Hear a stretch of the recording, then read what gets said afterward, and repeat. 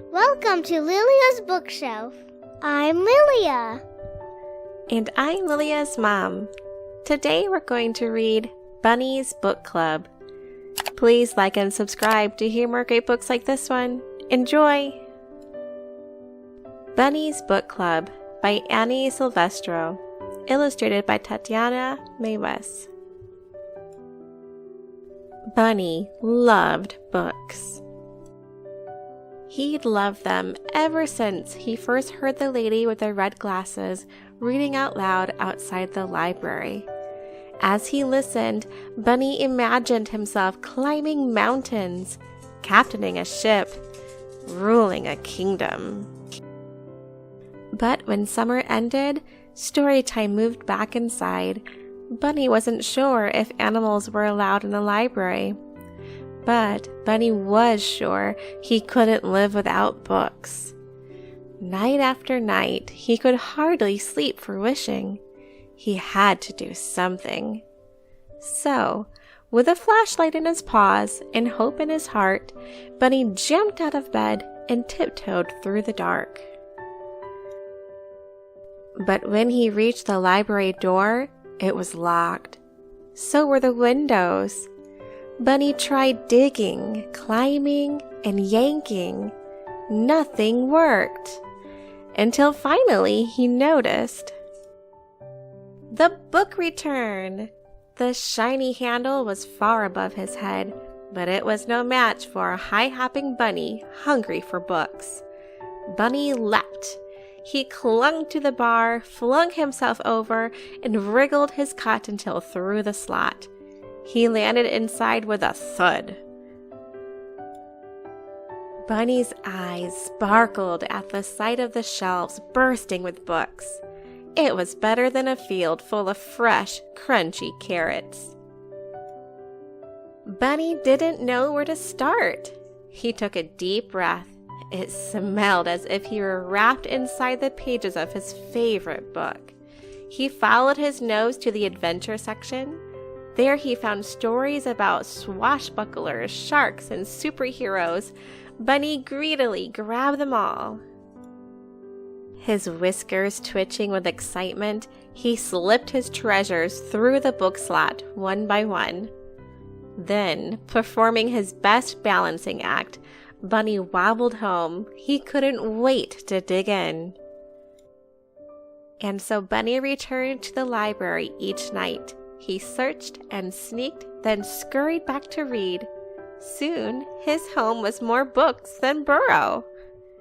Then, one evening, a loud knock startled Bunny. He closed his book and opened the door. "Where have you been?" asked Porcupine. "Reading," said Bunny. "Why?" said Porcupine. Bunny's eyes popped wide open. "Why?" he sputtered.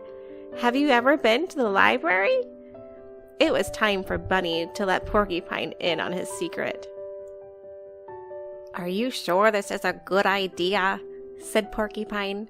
"Calm your quills," said Bunny. "I'm too prickly. I'll never fit." Bunny pushed and shoved until, pop, went Porcupine. Bunny slipped in and flipped on his flashlight. "Whoa," said Porcupine. "I know," said Bunny. "Do you think there's a story about balloons? I've always wondered about balloons." "Most definitely," said Bunny. Sure enough, Porcupine found books on balloons, and on deserts and dunes, on caterpillars and cocoons. When Bunny handed him one about hedgehogs, he hugged it. The two friends took turns cramming books out the slot. Their towers teetered so high they could barely carry them. Back at Bunny's, they cozied up with cups of tea and carrot muffins. Together, they read until sunrise. One night, Bear noticed the light on at Bunny's. He opened the door and tripped over a stack of books. "What's going on?" said Bear. "Here," said Bunny, handing him a book. Bear made room and settled in to read. Soon, more curious animals began visiting. "Do you have any books about outer space?" said Bird. "Or about volcanoes?" asked Mole. "I'd like a ghost story," said Mouse. "I think it's time for a field trip," said Bunny. One by one, the animals stuffed themselves inside the library. Bear caused a bit of delay.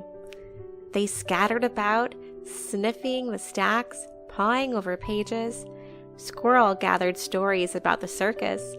Raccoon nabbed one about outlaws and bandits. Frog found a fairy tale. No one heard the key in the front door. No one heard the clacking of footsteps.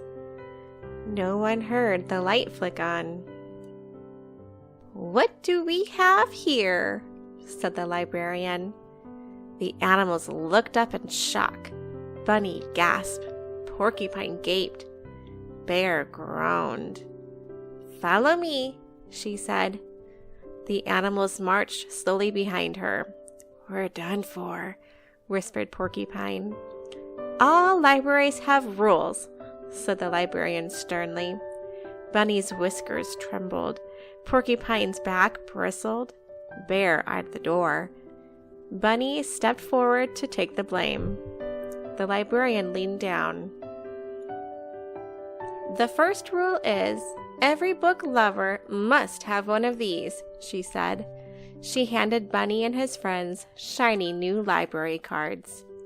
"Now you may borrow books," she said, smiling, "as long as you return them, of course." Bunny couldn't believe his ears. They could keep coming to the library. He beamed at his fellow readers, then bounced to the shelves. He picked the perfect book, and he proudly checked out the very first official selection for Bunny's Book Club.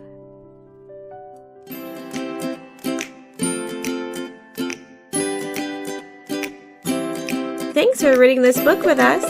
Please like us on social media for updates on new books. Don't forget to hit the subscribe button. We'll see you next time. Doo-doo.